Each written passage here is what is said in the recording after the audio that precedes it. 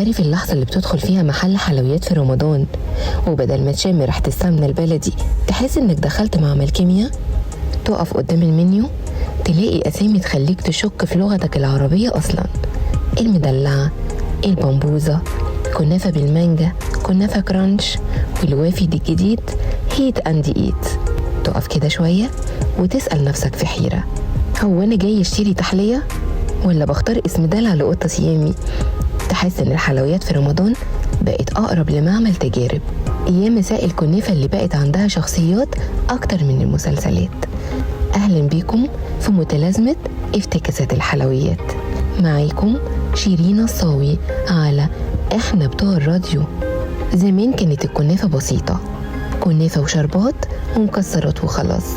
دلوقتي الكنافة بقت مشروع تطوير مستمر، كنافة بالنوتيلا، كنافة بالمانجا، كنافة بالفستق، كنافة بالريد فيلفت، وكنافة كرانش، وفي ناس قررت تضيف عليها كمان بلح. تحس ان الكنافة داخلة مسابقة مين يضيف ليها حاجة جديدة السنة دي. والقطايف كمان، القطايف زمان كانت اختيارين، مكسرات أو قشطة، لكن دلوقتي قطايف بالنوتيلا، قطايف باللوتس، قطايف بالبلح، وقريب يمكن نشوف قطايف بالمانجا كمان. بقت القطايف عاملة زي الموبايلات، كل سنة تحديث جديد. تحس انك مش داخل محل حلويات، انت داخل قائمة ترندات السوشيال ميديا. ولو مش فاضي تعمل حلويات، السوق حل المشكلة، طاجن جاهز مكتوب عليه هيت اند ايت، يعني سخن وكل. تلاقي الطاجن غرقان في صوصات الوانها مريبة كأنها طالعة من فيلم خيالي، وكأن الحلويات دخلت عصر السرعة. رمضان بقى فيه إصدار الفاست فيرجن، لكن مش بس الطعم اللي اتغير، حتى الأسماء بقت مختلفة.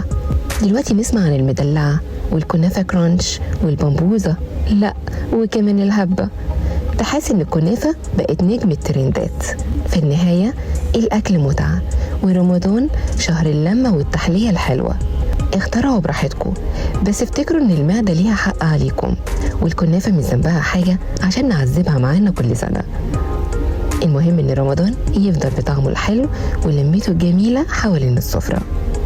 ودلوقتي قولوا لنا بقى، اغرب نوع كنافة او قطايف شفتوه في رمضان كان ايه؟